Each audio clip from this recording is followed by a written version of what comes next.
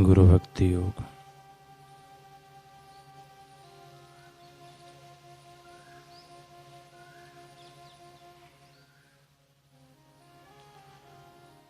मोक्ष के श्रमजनक मार्ग में गुरु कृपा सचमुच विश्वसनीय साथी है। गुरु भक्ति योग के अभ्यास से मन को संयम में लाने से काम वासना की शांति हो सकती है। गुरु भक्ति योग का अभ्यास आपको अमाप एवं अनंत आनंद देता है। गुरु भक्ति योग साधक को चिरायु और अनंत सुख देता है।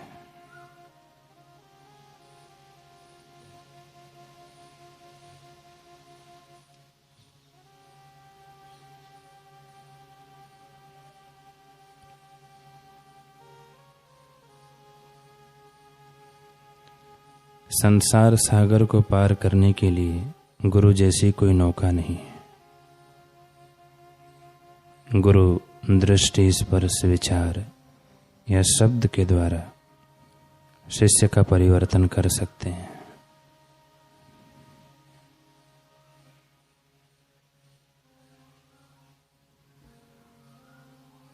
सच्चे गुरु एवं सच्चे साधक बहुत कम होते हैं।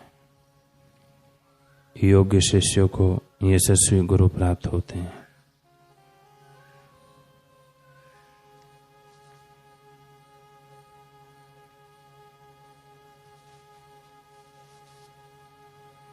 गुरु के कार्य का एक साधन बनो। जहाँ गुरु है वहाँ ईश्वर है। यह बात सदैव याद रखो।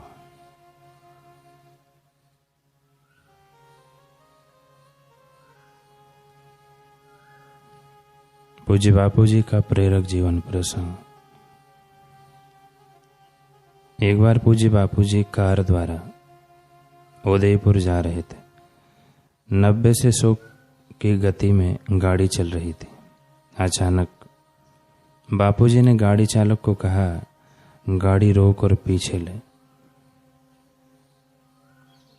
कुछ पीछे जाने पर बापूजी ने गाड़ी रुकवाई और चालक को कहा, देख वहां खेत में बूढ़ी माई घास की गठरी उठाने की कोशिश कर रही है, परंतु उससे उठ नहीं रही। उसको उठवाकर आसपास घर हो तो छुड़वा के। फिर गाड़ी चालक को रुपए व मिठाई आदि देते हुए बोले, ये पैसे व मिठाई प्रसाद भी देकर आना, वह घर ले जाएगी।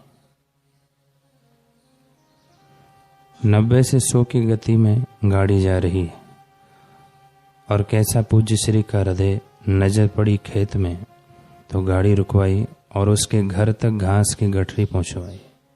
प्राणी मात्र की पीड़ा को देखकर पूज्य श्री का हृदय करुणा से भर जाता है और उनका दुख दूर किए बिना पूज्य श्री से रहा नहीं जाता।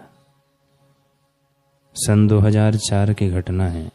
अशोक विहार दिल्ली में रहने वाली लक्ष्मी बहन के पेट में कैंसर हो गया। डॉक्टरों ने जवाब दे दिया। दिल्ली के एक बहुत बड़े अस्पताल में ले गए। वहाँ डॉक्टरों ने कहा, इन्हें घर ले जाओ, ये 3 से 4 दिनों की मेहमान है, हम कुछ नहीं कर सकते। लक्ष्मी बहन पूरे होश में थी। उनका दिल दिमाग पूरी तरह ठीक था। उनके बेटे ने भी पूज्य बापूजी से मंत्र दीक्षा ली हुई थी। उसने माँ को युक्ति से बता दिया कि उसके पास अब ज़्यादा समय नहीं बचा है। माँ बोली, बेटा मुझे भी ऐसा ही लग रहा है, आपकी कोई इच्छा हो तो बताइए। माँ ने कहा, मेरी एक ही इच्छा है कि पूज्य बापूजी के पास ले चलूं। माँ, मैं आपको ले तो जाऊं, परंतु अहमदाबाद तक पहुंचोगी तो सही। हाँ, पक्का वचन देती हूँ। अहमदाबाद से पहले यमराज भी आ जाए तो भी नहीं जाऊंगी, तो केवल मुझे अहमदाबाद ले चल।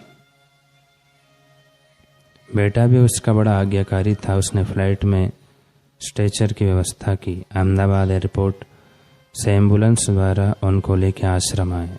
मुख्य द्वार से अंदर प्रवेश करते ही लक्ष्मी बहन बोली कि बस अब जो होना है हो जाए, और 3 बड़े बड़े श्वास लिए उन्हें व्यासपीठ के पीछे लाए तो बेटा बोला, बस माँ 2 मिनट, बापूजी आ ही रहे हैं। हाँ आने दो, पर मेरी यात्रा यहाँ आके पूरी हुई। बापूजी सीढ़ियों से उतर रहे थे। उन्होंने जोर से मुंह से श्वास लिया और जोर से हरि ओम बोल के श्वास छोड़ दिया। बापूजी के हाथ में फूलों का गजरा था। बापूजी ने वे फूल उनके सिर पर रखे और उनके कान में कुछ कहा। फिर 3 बार बोले, लक्ष्मी तो मुक्त हुई। वहां पर मौजूद सभी साधकों ने यह पूरा दृश्य देखा। फिर पूज्य बापूजी ने कहा, अब इसका अग्नि संस्कार यहीं करो। सभी आश्रमवासी भाई मिलकर उन्हें साबरमती तट पर ले गए। वहां उनका अग्नि संस्कार हुआ। उनके परिवार वालों ने 12 दिनों तक उनका अंतिम संस्कार यहीं पर किया। भक्त का दृढ़ संकल्प था कि मेरे प्राण निकले तो गुरुद्वार पर, तो उन्होंने यात्रा यहीं आके पूरी की और करुणावत्सल पूज्य श्री ने भी उनकी सदगति कर दी। एक साधक पूज्य श्री के दर्शन करने जोधपुर गए। बापूजी के दर्शन करते ही उसकी आंखों से आंसू बरस पड़े। बापूजी ने कहा, रोता है, कायर है? वो बोला, नहीं बापूजी, ये आंसू बहुत दुख के हैं। चिंता नहीं कर, जल्दी बाहर आऊंगा। बापूजी हर पूनम पर हम दर्शन करते थे तो आपका दर्शन सत्संग हमें ईश्वर के मार्ग पर दृढ़ कर देता था। बापूजी, इसलिए रो रहा हूँ कि अन्य साधकों ने तो बापूजी के दर्शन सानिध्य के लिए जप और प्रार्थना बढ़ा दी, परंतु पिछले 2 साल से मेरा नियम बहुत कमजोर हो गया है। कहाँ तो मैं अनुष्ठान करने वाला, कहाँ तो मैं 108 माला करने वाला। अब ऐसा हो गया कि कभी नियम करता हूँ तो कभी नहीं करता हूँ। बापूजी ने कहा, फिर तो जितना रोना हो रो। तूने साधना नियम में कमी की है तो भले रो।